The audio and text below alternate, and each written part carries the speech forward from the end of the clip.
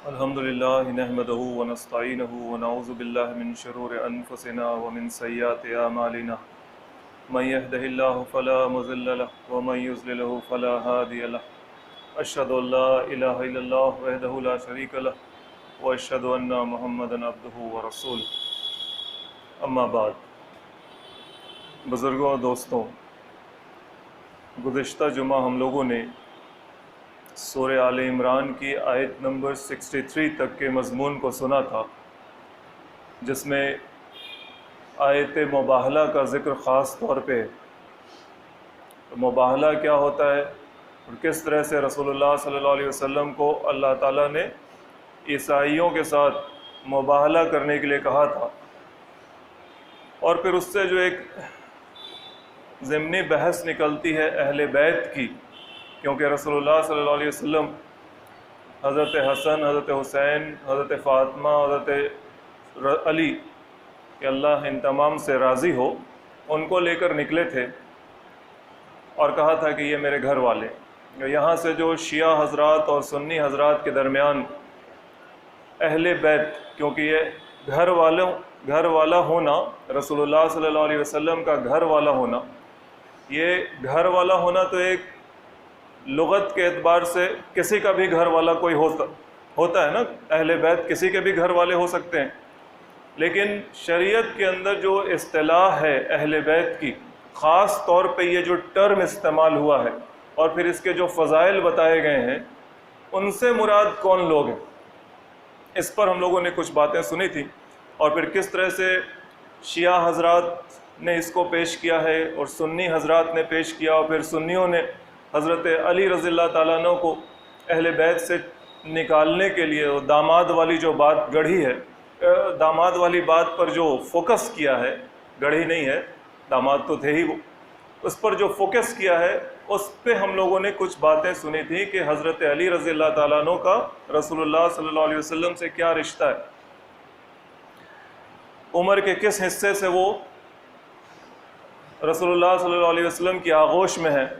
اس میں ایک کنفیوژن کی بات لوگوں کے ذہن میں شاید پیدا ہو گئی کہ جب رسول اللہ صلی اللہ علیہ وسلم کے حوالے سے یہ بات کہی گئی کہ علی رضی اللہ تعالیٰ عنہ کے والد ابو طالب کا انتقال ہوا، تو رسول اللہ صلی اللہ علیہ وسلم کی عمر 50 سال کے قریب تھی، اور علی رضی اللہ تعالیٰ عنہ 5 سال کی عمر سے رسول اللہ صلی اللہ علیہ وسلم کی آغوش میں تھے۔ اس وقت ان کے والد صاحب تھے، لیکن اس کے باوجود حضرت علی رضی اللہ تعالیٰ عنہ کو رسول اللہ صلی اللہ علیہ وسلم نے اپنی گارڈین شپ میں رکھا تھا۔ یوں تو حضرت علی 11 سال کے تھے جب رسول اللہ صلی اللہ علیہ وسلم 40 سال کے تھے، 50 سال میں جب رسول اللہ صلی اللہ علیہ وسلم کے چچا حضرت علی کے والد صاحب کا انتقال ہوا، تو ظاہر ہے 20 سال کے قریب عمر ہو گئی حضرت علی کی، لیکن وہ 5 سال سے رسول اللہ صلی اللہ علیہ وسلم کی آغوش رحمت میں تھے، ان کی گارڈین شپ میں تھے۔ خیر، مباہلے کی دعوت پر عیسائیوں نے انکار کیا، انہوں نے کہا کہ نہیں، ہم اتنا بڑا رسک نہیں مول لیتے کہ نبی تو ہیں، دل تو قبول کر رہا ہے، اگر یہ وہ کر دیں دعا کہ جو جھوٹا ہے اس پر لعنت، تو جھوٹے تو ہم ہی ہو جائیں گے اور ہم پر لعنت ہوگی تو ہم بچ نہیں پائیں گے۔ یہاں تک کی باتیں ہم لوگوں نے سنی تھی۔ اس پر اللہ تعالیٰ نے کہا تھا کہ فَإِن تَوَلَّوْا فَإِنَّ اللَّهَ عَلِيمٌ بِالْمُفْسِدِينَ، یعنی جب آپ دعوت مباہلہ دیں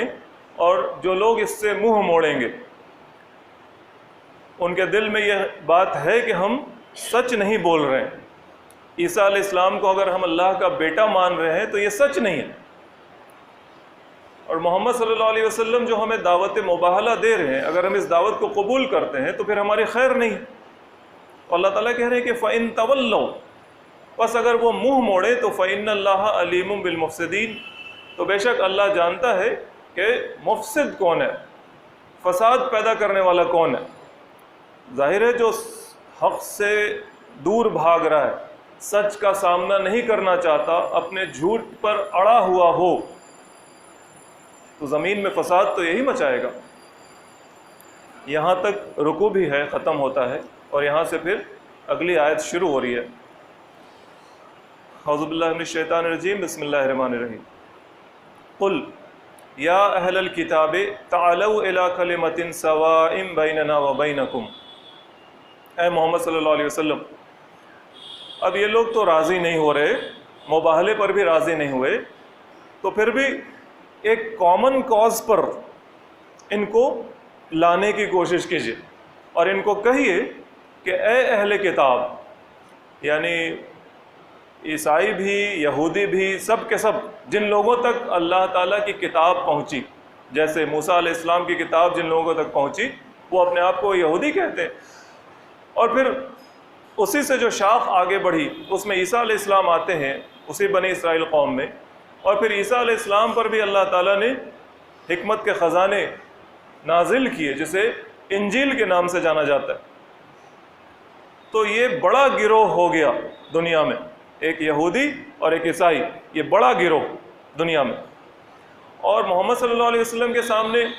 عرب کے مشرکین بھی تھے،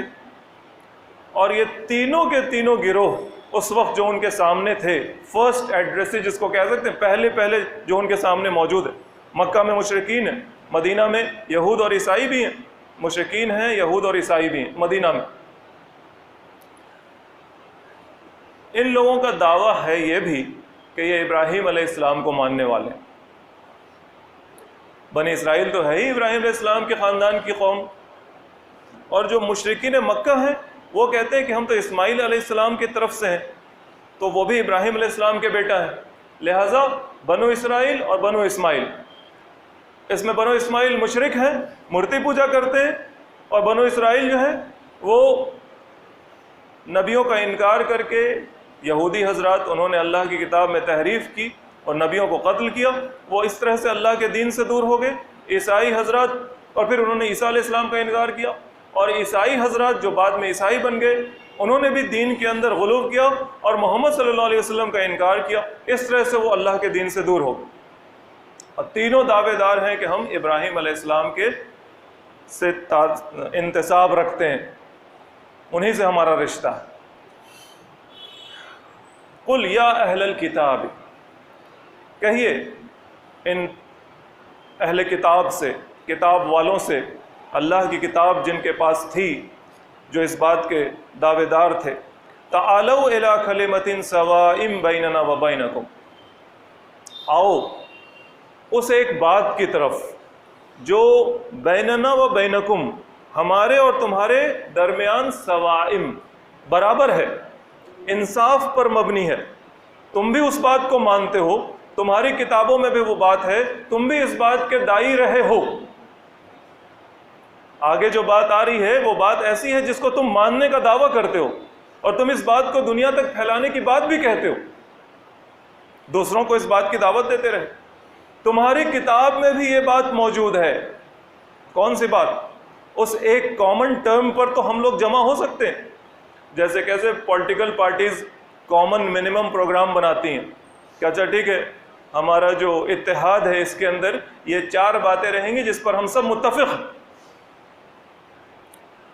کامن ٹرمز جس پہ لوگ متفق ہو جاتے ہیں کہ ہاں یہ تو بھائی ہم بھی چاہتے ہیں، یہ آپ بھی چاہتے ہیں، یہ آپ بھی چاہتے ہیں، چلیے اس بات کو ہم سب مان لیتے ہیں۔ تو یہ ان کو دعوت دی جا رہی ہے کہ ایک ایسے کلمے کی طرف آؤ جو سوائم بیننا و بینکم، جو تمہارے اور ہمارے درمیان برابر ہے، انصاف پر مبنی ہے، تم بھی قبول کرتے ہو، ہم بھی قبول کرتے ہیں۔ وہ کیا ہے؟ اللہ، وہ یہ کہ نعبد الا اللہ، وہ یہ ہے کہ ہم اللہ کے علاوہ کسی اور کی بندگی نہ کریں۔ اللہ کے علاوہ کسی اور کی بندگی، کیا یہودی اس بات کے دعوے دار تھے کہ وہ اللہ کے علاوہ کسی اور کی بندگی کریں؟ نہیں، وہ بھی کہتے تھے کہ ہاں اللہ کی بندگی کی جائے، بلکہ آج کی ڈیٹ تک ہم سے اور آپ سے سب سے قریب اگر کوئی ہے تو وہی ہے جیوز، وہی، ان کے بھی عبادت خانے میں نہ کوئی مورتی ہوتی ہے اور نہ کوئی تصویر ہوتی، وہ بھی اللہ کی بندگی کرتے ہیں، محمد صلی اللہ علیہ وسلم کی اطاعت نہیں کرتے، عیسیٰ علیہ السلام کو اللہ کا نبی نہیں مانتے، رسول نہیں مانتے، اس لیے وہ کافر ہیں۔ خیر، اور عیسائی حضرات جو عیسیٰ علیہ السلام کے پیروکار تھے، انہیں بھی اس بات سے کیا انکار ہو سکتا تھا کہ کہا جائے کہ اللہ کی بندگی کی طرف آؤ؟ وہ بھی تو کہتے ہیں کہ ہاں ایک خدا بڑا ہے، اور پھر بعد میں جو ان کے دین میں تحریف ہوئی وہ ایک الگ قصہ ہے، لیکن وہ ایک بڑے خدا کو تو مان رہے۔ تو آؤ اس بات کی طرف اے اہل کتاب جس پر ہم اور تم متفق ہو سکتے ہیں، اور وہ یہ ہے کہ بندگی کی جائے تو صرف اللہ کی جائے، کسی پیڑ پودے کی نہیں، کسی پتھر کی نہیں، کسی مورتی کی نہیں، کسی زمین کی نہیں، کسی فلسفے اور نظریے کی نہیں، کسی انسان کی نہیں۔ وہ تو عیسیٰ علیہ السلام کو مان کے عیسائی بن گئے، کرسچنز بن گئے۔ وَلَا نُشْرِكَ بِهِ شَيْئًا، اور ہم لوگ کسی کو اس کے ساتھ شریک نہ ٹھہرائیں، اس کے علاوہ اس کی خدائی میں کسی کو شریک نہ ٹھہرائیں، یعنی اللہ کی خدائی میں، اس کے اختیارات میں، اس کی صفات میں، اس کے حقوق میں کسی بھی طریقے سے ہم شریک نہ کریں کسی کو۔ یہ مکہ کے مشرکین تو جو مشرک تھے وہ تو دیوی دیوتا بناتے تھے، پتھر کے مورتی تراشتے تھے، فرشتوں کو خدا کی بیٹیاں کہتے تھے، اور جو بڑے بزرگان دین ہوا کرتے تھے ان کے ہاں ان کی جو تصویریں اور پھر مورتیاں بننے لگیں،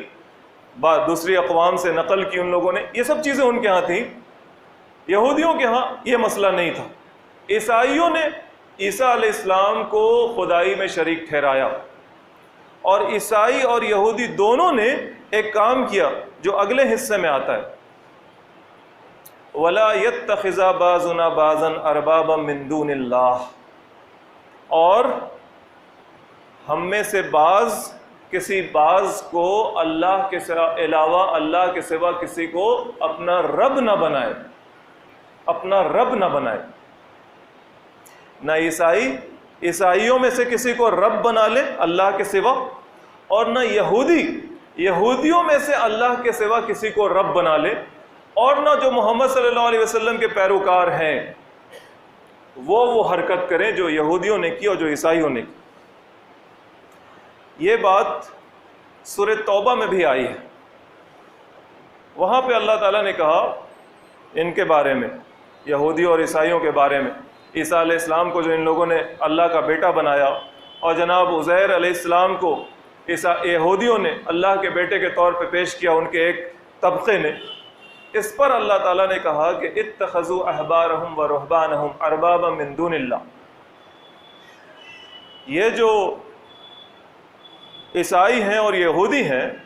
ان لوگوں نے اپنے احبار اور اپنے رہبان کو اللہ کے علاوہ اپنا رب بنا لیا۔ حبر کہتے ہیں بڑے عالم کو، اور اس کی جمع ہے احبار، اور راہب رہبان تو سمجھتے ہیں نا، خانقاہ میں رہنے والے پیر صوفی بزرگ حضرات، مشائخ۔ یہ آیت ایک مسلمان نے جب سنی جو پہلے عیسائی تھا اور وہ محمد صلی اللہ علیہ وسلم پر ایمان لے آیا، اس کا نام عدی ہے، عدی بن حاتم، وہ محمد صلی اللہ علیہ وسلم سے پوچھتا ہے کہ یا رسول اللہ صلی اللہ علیہ وسلم، یہ جو قرآن میں بات آئی ہے کہ عیسائیوں نے اپنے بڑے پیر بزرگوں کو اور اپنے علماء کو رب بنا لیا، تو ہم لوگ تو جب عیسائی تھے تو ان کی عبادت نہیں کرتے تھے، پھر یہ کیا بات ہے رب بنا لیا؟ وہ عدی بن حاتم رضی اللہ تعالیٰ عنہ، انہوں نے یہ سوال پوچھا، اور رسول اللہ صلی اللہ علیہ وسلم نے ان کو سمجھایا کہ تم ان کی عبادت تو نہیں کرتے تھے، لیکن جو علماء اور جو مشائخ جس بات کو حلال قرار دیتے تھے تم اسی بات کو حلال سمجھ جاتے تھے، اور جس بات کو وہ حرام قرار دیتے تھے تم صرف اسی بات کو حرام قرار دیتے تھے۔ یعنی اپنے علماء اور اپنے مشائخ کی جو اندھی تقلید کرتے تھے تم، آنکھ بند کر کے جو انہوں نے کہہ دیا بس وہی ہے، کچھ سمجھنا سوچنا نہیں، کچھ سوال نہیں پوچھنا، کچھ عقل نہیں دوڑانی۔ اللہ کی بات تو ہے نہیں کہ اس کے مقابل عقل دوڑائی جائے، رسول کی بات تو ہے نہیں کہ اس کے مقابل عقل دوڑائی جائے، یہ تو انسان ہے نا، بڑے سے بڑا عالم بھی انسان ہے، ویسا انسان ہے جس سے آپ اختلاف کر سکتے ہیں، اللہ سے اختلاف نہیں، نبی سے اور رسول سے اختلاف نہیں، لیکن اس کے بعد ہر کسی سے کوئی اختلاف کیا جا سکتا ہے، اس کی رائے کو قبول کیا جا سکتا ہے یا اس کی رائے کو مسترد کیا جا سکتا ہے، چاہے وہ کتنا بڑا بھی کوئی نہ۔ لیکن یہ جو عوام کا ذہن ہوتا ہے کہ وہ بڑے لوگوں کے پیچھے عوام جو بڑے لوگوں کی جو اتباع کرتی ہے عوام، تو وہ اس طرح سے کرتی ہے کہ بس ان کی آنکھ بند کر کے پیروی کرتی، پوچھتی بھی نہیں، سوال بھی نہیں کرتی کہ یہ بات ہمیں سمجھ میں نہیں ہے، سمجھائیے۔ علم حاصل کرنا کسی کی بپوتی تو ہے نہیں کہ بس وہی جانے گا، وہی سیکھے گا، وہ آسمان سے تو اترا ہے نہیں۔ وہ جو حبر ہے، وہ بڑا عالم ہے، وہ بھی تو عام انسان تھا، اس نے پڑھا سیکھا تو وہ بڑا عالم بنا۔ تمہیں کون روکتا ہے؟ پبلک کو، عام لوگوں کو بھی تو کوئی نہیں روکتا، کوئی بھی پڑھ سکتا ہے، علم حاصل کرنے کے جو بھی ذرائع ہیں ان ذرائع سے علم حاصل کر سکتا ہے، اور پھر ٹھیک ہے اس بڑے عالم سے 4 سوال پوچھ تو سکتا ہے، اس پر تنقید کر تو سکتا ہے، اس کی بات کاٹ تو سکتا ہے، نہیں سمجھ میں آ رہی ہے تو پوچھ تو سکتا ہے۔ اسی طرح سے صوفی، پیر، بزرگ، مشائخ جو ہیں، خانقاہوں میں بند جو لوگ ہیں، ان کی بھی اندھی پیروی کی جاتی۔ اگر کہیں پر بیٹھ کے انہوں نے نماز پڑھی تھی تو بعد والے لوگ وہیں پر بیٹھ کر نماز پڑھتے ہیں، جس طرف تھوکا تھا اسی طرف تھوکتے رہتے چلے آتے ہیں زندگی بھر۔ یہ تو اندھی پیروی ہے نا۔ یہ بات تھی جس پر اللہ تعالیٰ کہہ رہا ہے یہودیوں کو اور عیسائیوں کو، اتخذوا احبارہم و رہبانہم اربابا من دون اللہ، انہوں نے اپنے احبار کو، بڑے بڑے علماء کو، رہبان کو، پیروں کو، بزرگوں کو، صوفیوں کو اللہ کے علاوہ اپنا رب بنا لیا، یعنی ان کی اندھی پیروی کرنے لگے، اندھی تقلید کرنے لگے، آنکھ بند کر کے ان کے حلال و حرام کو ماننے لگے۔ یہ بات تھی، یہی بات یہاں پر پھر سے کہلوائی جا رہی ہے کہ اس بات پر آ جاؤ، وَلَا يَتَّخِذَ بَعْضُنَا بَعْضًا أَرْبَابًا مِّن دُونِ اللَّهِ، کہ ہم اللہ کے علاوہ، اللہ کے سوا کسی اور کو اپنا رب نہ بنائیں گے، آپس میں سے بالکل بھی نہیں بنائیں گے۔ اللہ کے علاوہ کوئی اور رب ربوبیت کا دعوے دار یا حقدار کیسے ہو سکتا ہے؟ نہیں، رب ہو تو صرف ایک، اور وہ ہے اللہ۔ فَإِن تَوَلَّوْا،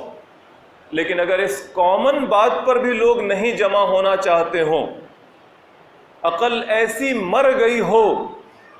مت ایسی ماری گئی ہو کہ کسی ایک کامن چیز پر بھی جمع نہیں ہو رہے، دل میں اتنا تعصب بیٹھ گیا ہو، نظر اتنی تنگ ہو گئی ہو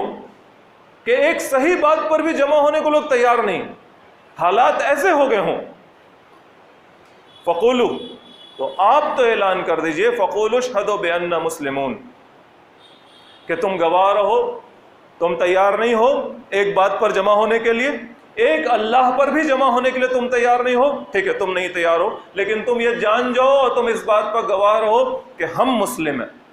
ہم اللہ کے آگے جھک جا رہے ہیں، ہم اللہ کی بندگی کے لیے تیار ہیں، ہم اللہ کے آگے اپنا سر جھکا دے رہے ہیں، اپنی طبیعت جھکا دے رہے ہیں، اپنی مرضیات کو جھکا دے رہے ہیں۔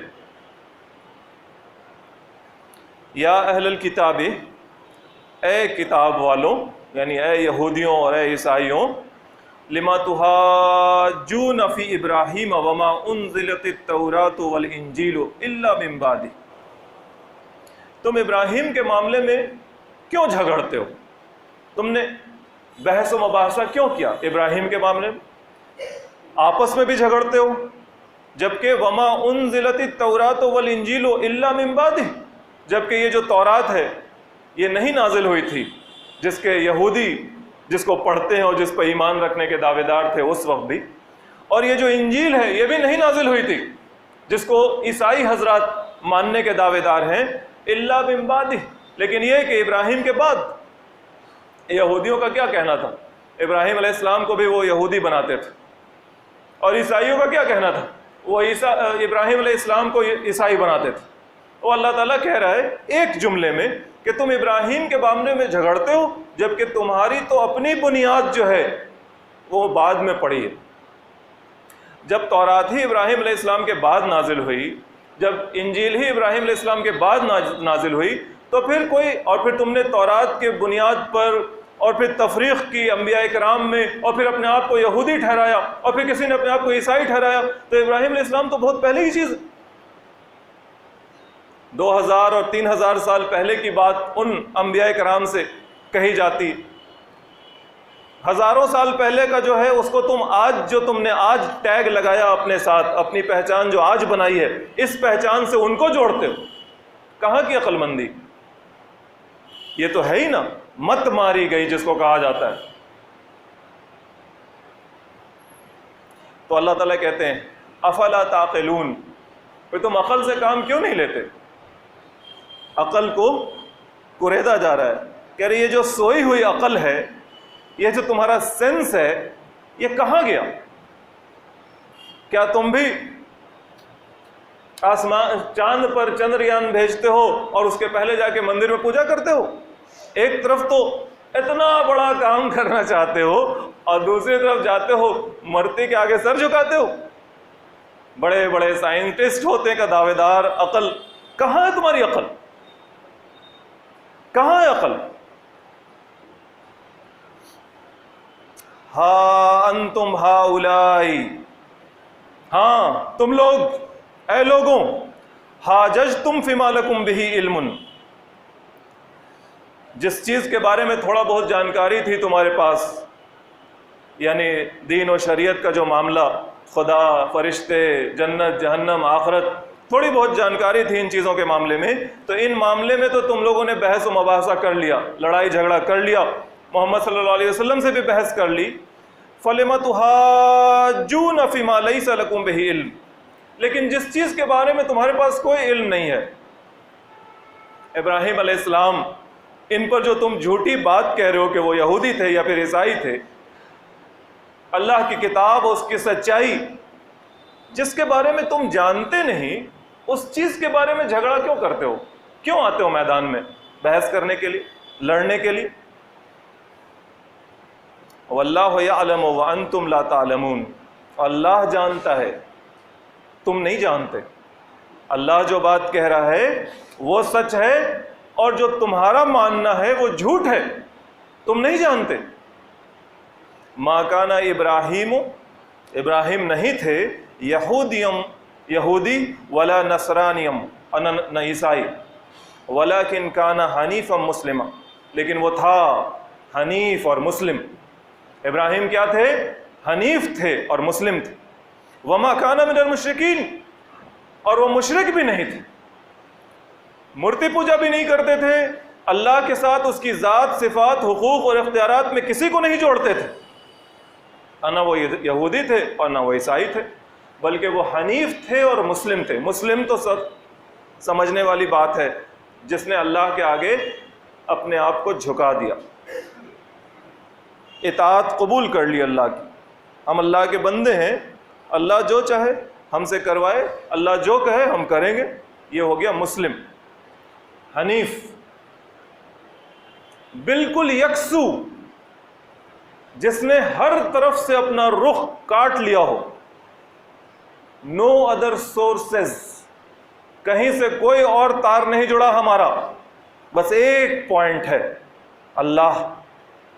ایک ذات ہے اللہ کی، بس اسی سے ہمارا تار جڑا ہے. بندگی کے اعتبار سے تو یہی رویہ ہونا چاہیے، عبادت کے اعتبار سے تو یہی رویہ ہونا چاہیے نا. اللہ کے علاوہ کسی کی بندگی نہیں، کسی کی نہیں. سر جھکے گا تو صرف اللہ کے آگے جھکے گا. کوئی نمرود ہو، نمرود ابراہیم علیہ السلام کے زمانے کا جو پولیٹیکل پاور تھا، جو سوورن پاور ہونے کا دعوے دار تھا، نمرود، کوئی نمرود ہو نہیں جھکا سکتا. آگ میں جلا دے گا، جل جائیں گے، لیکن کسی نمرود کے آگے نہیں جھکیں گے.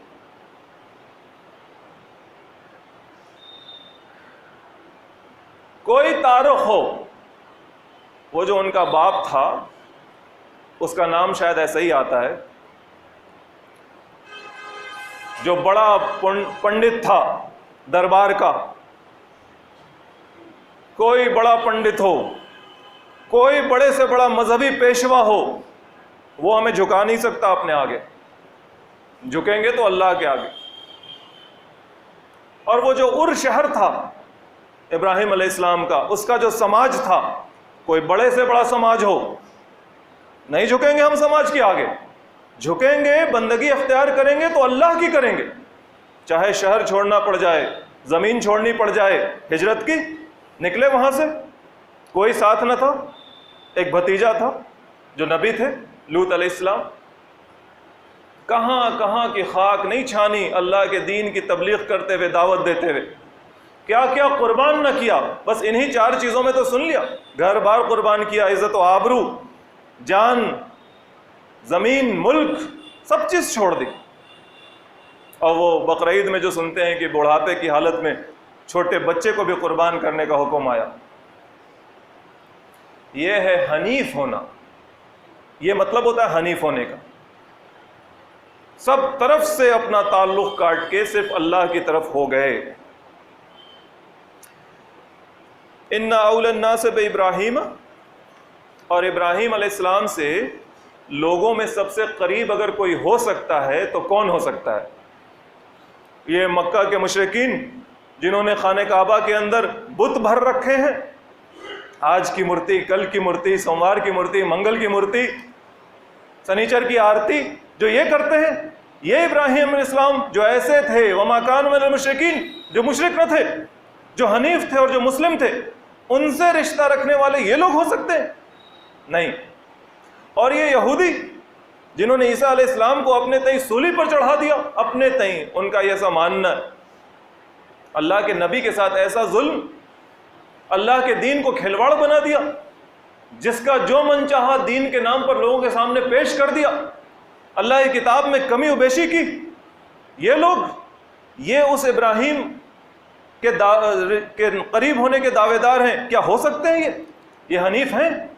اور یہ عیسائی جنہوں نے اللہ کے نبی کو اللہ کا بیٹا بنا دیا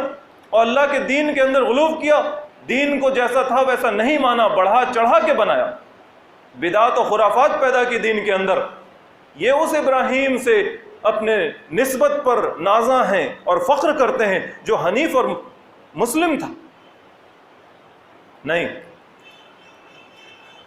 ان اول الناس بابراہیم، اگر ابراہیم سے کوئی لوگوں میں قریب ہو سکتا ہے تو للذین اتبعوہ وہذا النبی والذین آمنوا، تو وہ لوگ جنہوں نے اس کی پیروی کی، اور یہ نبی، یہ یعنی محمد صلی اللہ علیہ وسلم، والذین آمنوا، اور جو ان پر جو لوگ ایمان لانے والے، جنہوں نے ابراہیم علیہ السلام کی پیروی کی بنی اسرائیل میں، جو اچھے لوگ تھے، اور جو یہودی بننے سے پہلے موسیٰ علیہ السلام کے پیروکار جو صحیح تھے، اور عیسائی بننے سے پہلے عیسیٰ علیہ السلام کے جو پیروکار صحیح راستے پر تھے، للذین اتبعوہ، جنہوں نے ان کی اتباع کی، وہذا النبی، اور یہ نبی جو محمد ہیں صلی اللہ علیہ وسلم، والذین آمنوا، اور جو ایمان والے لوگ ہیں، یہ لوگ ابراہیم علیہ السلام سے زیادہ قریب ہو سکتے ہیں، ان کے قریب ہیں۔ واللہ ولی المومنین، اور اللہ تو مومنوں کا دوست ہے ہی، مومنوں کا دوست اللہ، جنہوں نے ابراہیم علیہ السلام کی پیروی کی، جو اس نبی کے نبی پہ ایمان رکھتے ہیں، ایسے مومنوں کا دوست اللہ، اللہ کے علاوہ، ان کا دوست اللہ کے علاوہ کوئی اور نہیں۔ دنیا ان کے دشمن، سماج ان کا دشمن، ان کا دوست اللہ۔ ہاڑ مانس کا انسان، گوشت پوست کا انسان ان کا دشمن، اور لوہے کی تلوار ان کے دشمن، اور لوہے کا نیزہ ان کا دشمن، اور لوہے کی تیر ان کی دشمن۔ لیکن جو سرو شکتیمان ہے، آل مائٹی، تمام طاقتیں جس کے پاس ہیں، وہ اللہ ان کا دوست ہے۔ یہ بات دل میں رہے گی تو بتائیے کہ مسلمان جو ہوگا اور ابراہیم علیہ السلام سے اپنا انتساب کرنے والا، محمد صلی اللہ علیہ وسلم سے اپنے آپ کو جوڑنے والا، وہ ڈر سکتا ہے؟ وہ کمزور پڑ سکتا ہے؟ اس کے اندر اعتماد کم ہو سکتا ہے؟ نہیں، وہ باطل کے آگے سر نہیں جھکائے گا، وہ اپنے جیسے انسانوں سے ڈر نہیں سکتا، اس کے اندر خود اعتمادی ہوگی، زبردست کانفیڈنس، غرور نہیں ہوگا، کانفیڈنس ہوگا، تکبر نہیں ہوگا، سیلف ریسپیکٹ ہوگی۔ وہ ہر جگہ سر نہیں جھکاتا چلے گا، وہ ہر کسی کے آگے جھکتا نہیں چلے گا، ہر کسی کی بھبکی پر ڈرتا نہیں چلے گا، اس کا دماغ چلے گا۔ وہ اللہ کے دین کے حساب سے اپنے آپ کو بنانا چاہے گا، اور یہ جو میسج دیا ہے ان آیات کے اندر اللہ تعالیٰ نے، وہ اس میسج کو قبول کرے گا۔ دیکھیے یہاں پر ایک دور کی بات، حالانکہ زیادہ دور کی بات نہیں ہے، دور کی کوڑی جس کو لانا کہتے ہیں، اس طرح سے دور کی ایک کوڑی لا کر جو تھوڑا پرمزہ ہو سکتی ہے، ہم لوگ بات سن لیتے ہیں۔ مسلمانوں کا حال تو یہی ہے جو یہودیوں اور عیسائیوں کا حال تھا، آج کی تاریخ میں بھی وہی ہے کہ اللہ کے دین کو ان لوگوں نے بانٹ دیا ہے، ایک ذات کی طرف اپنا انتساب کرتے ہیں، جیسے وہ ابراہیم علیہ السلام کی طرف اپنا انتساب کرتے تھے، لیکن اس کے باوجود اپنے آپ کو یہودی اور عیسائی کہتے تھے اور وہ مشرک تھے۔ اسی طرح سے آج ہمارا کیا حال ہے، آج سے مراد ہے آج تک کیا حال ہے، کہ ہم محمد صلی اللہ علیہ وسلم کی طرف اپنے آپ کو منسوب کرتے ہیں۔ ہر کوئی جاتا ادھر ہی ہے نا، اللہ کی طرف، نبی کی طرف، لیکن اس کے باوجود اپنے آپ کو الگ مانتا ہے، الگ بناتا ہے، فرقہ بندی کرتا ہے، فرقہ بندی کرتا ہے، یہودیوں کی طرح، عیسائیوں کی طرح، مشرکین کی طرح فرقہ بندی کرتا ہے، جبکہ محمد صلی اللہ علیہ وسلم اللہ کے نبی کی حیثیت سے تھے، رسول کی حیثیت سے تھے، اس قرآن کا نزول ان کی ذات پر ہوا، اور انہوں نے جو اس قرآن کی تشریح کی اپنے سنن اور احادیث کے ذریعے، وہ ہمارے سامنے موجود ہے۔ لیکن یہ جو اوریجنل سورس موجود ہونے کے باوجود اس کے سمجھنے میں ڈفرینس ہوتا ہے نا، لیکن اس سمجھنے میں ڈفرینس کے باوجود ہم ایک دوسرے کو بالکل کاٹ دیتے ہیں دین سے، جیسے یہودیوں نے عیسائیوں کو کاٹ دیا، عیسائیوں نے یہودیوں کو کاٹ دیا،